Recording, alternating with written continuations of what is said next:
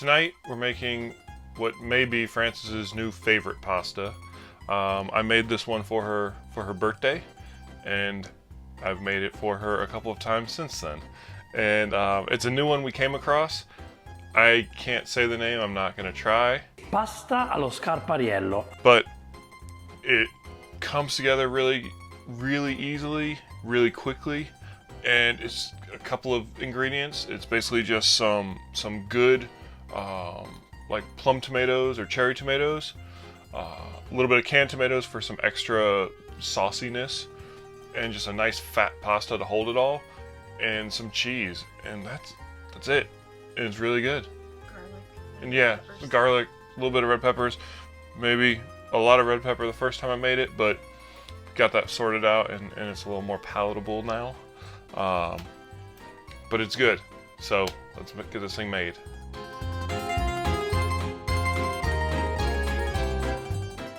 So we're in Madison, Wisconsin for a couple of weeks, and they've got a really big farmer's market that we went ahead and checked out today, and we're able to pick up some great looking produce, and we figured out a couple of different menus that we're going to make this week. And one of the things they had there was some awesome looking tomatoes, so this recipe calls for them, so it kind of was a no-brainer that we're going to use them for this. We managed to pick up some locally grown garlic, and some other stuff that maybe you'll see later on too in another video. Hey dude, you're not getting one. No. So before we get started really cooking stuff, we're just gonna go ahead and slice our cherry tomatoes.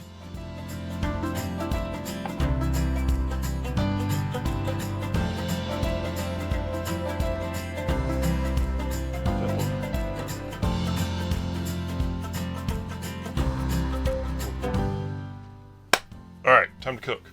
So first step is we're gonna get like 5 or 6 tablespoons of olive oil in the pan, heat it up over medium heat.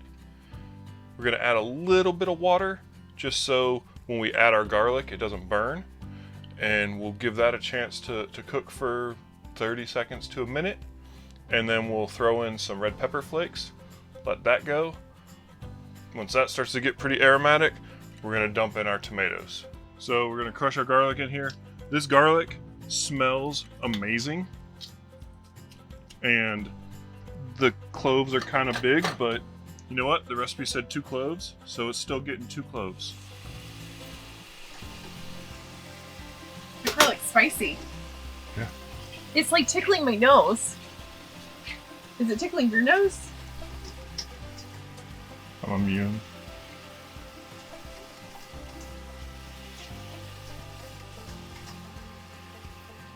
Alright, so, everyone tried to get away. In with our tomatoes. Get these in here, and then we're just going to turn our heat down to like 2 or 3. And give these a second. Alright, so we've got our tomatoes kind of just heating up in there with all the olive oil, and now we're actually going to take a potato masher and we're just going to break these guys up, and that's what's going to make our sauce. So it ends up being a nice chunky, very fresh sauce.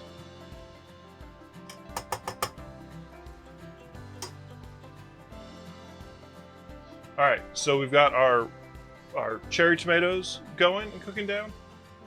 And we could do this with all cherry tomatoes, but buying some whole canned tomatoes, just a small can of them. If you can find whole Roma or whole plum tomatoes or whole cherry tomatoes, great. Otherwise, just regular whole tomatoes. We'll just add some extra juice to it because we're gonna get like that little bit of passata in there. We're gonna get these in the mix, and then we're just gonna crush them up with the potato masher the same way we did the cherry tomatoes. Oh, that one was juicy.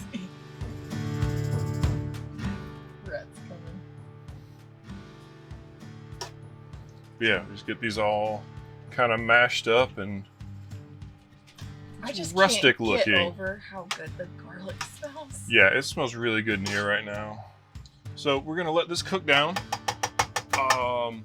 Because we're gonna end up doing our pasta here, we're not gonna cook it down all the way as much as we would. We're gonna stop it just short of where we want it. We're gonna pull it, we'll cook our pasta, and then we'll get it back on the stove once our pasta's cooked, and we'll finish this all up.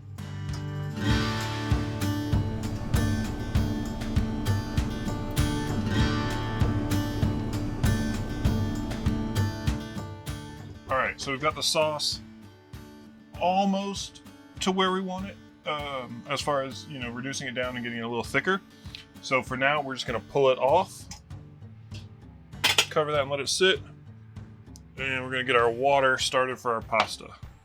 If you're using 2 burners, I mean, you could be doing this at the same time, and this will be done in the time it takes to cook the pasta. It goes quick, but you know, we're doing it this way. So while we wait on the water to heat up, perfect time to get the rest of our mise en place together. So we're gonna have 2 cheeses in this. It's gonna be a Pecorino Romano and a Parmesan. We're gonna use about 3 tablespoons of each. I usually shoot somewhere north of that, but I'm just gonna use the microplane to get this grated nice and fine so it incorporates easily and doesn't get stringy.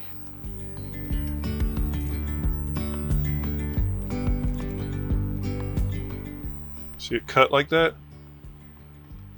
It's because we snacked last time. can snack again this time. So like I said, 3 tablespoons ish. It's not gonna hurt anything if there's a little bit more.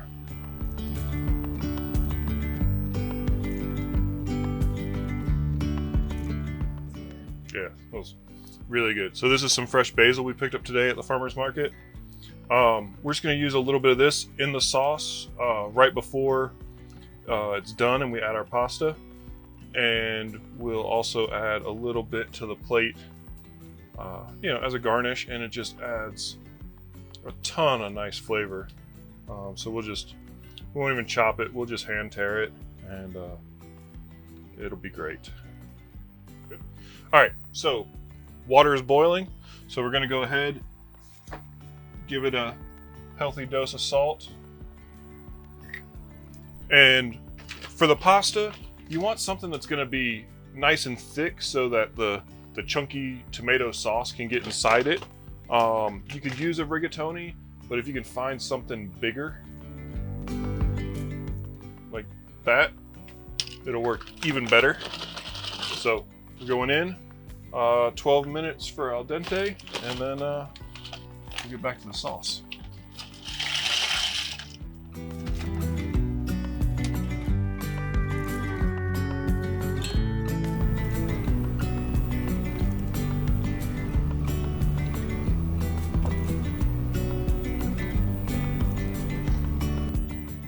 All right, so the noodles are almost done. So we're gonna grab a mug of pasta water. It just goes a long way in helping to smooth and thicken the sauce because of the starches that are in there. So these guys are looking good. We just tested a couple of pieces and they're doing pretty good. So these are ready to come out.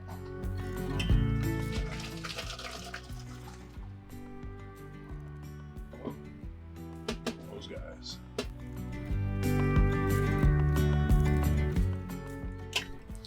And we get this back on to heat up and just finish reducing it down the last little bit, and we'll get it seasoned up. We're not going to put a lot of salt in this because the cheese will have plenty of salt in it, but a little bit of salt, a little bit of pepper, a little bit of that pasta water, and we should be good to go. All right, so this is heating up again. We're just going to add a little bit of pasta water right from the get-go. Stir that in. Like I said, that's just going to help. The starches from the pasta are just going to help thicken and smooth out the sauce, give it kind of like a little bit of creamy, silky feel.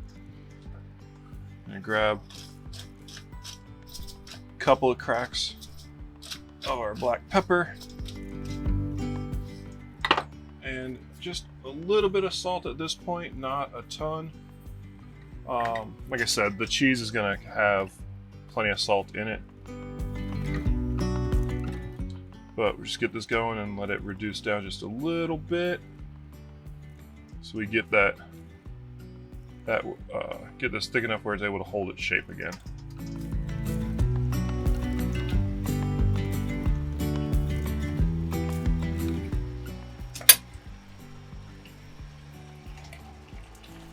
Okay.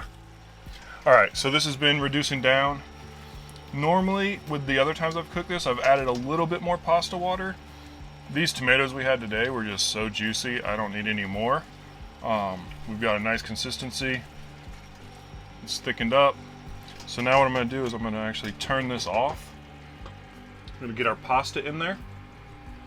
Try not to make a mess. Oh, come on. Whoa. That almost turned out bad. Brett's coming to pick it up. Alright, and we'll get this mixed up before we get our cheese in there. And, key, I forgot to add the basil.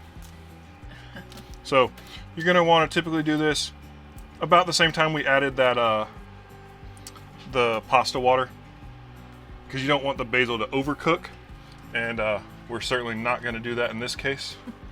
But man, it adds such... You can smell it. Oh yeah, and the second it hits that hot pan, and just tearing it by hand, I mean, it just, yeah, it's good.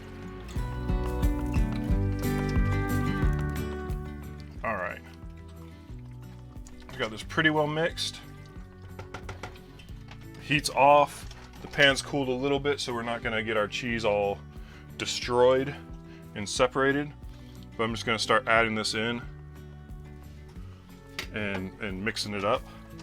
And it's just gonna make the sauce nice and creamy. And you can already hear it.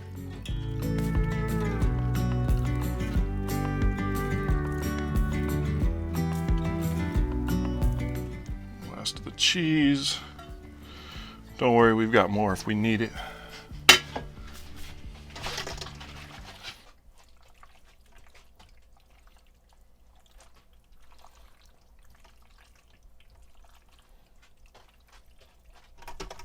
Looks so good.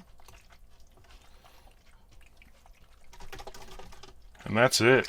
Now we plate and enjoy. All right, so plating this guy just ends up nice and simple. We're not doing anything crazy. Just right into the bowl. Maybe a little bit more.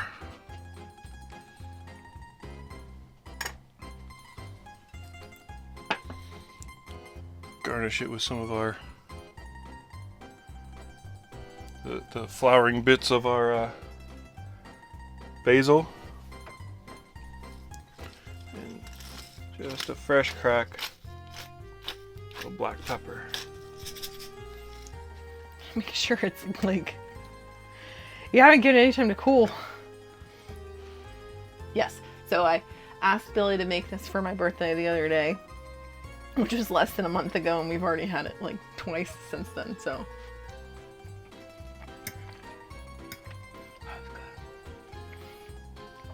Like, you can taste the difference with that garlic and with those tomatoes. It's so good.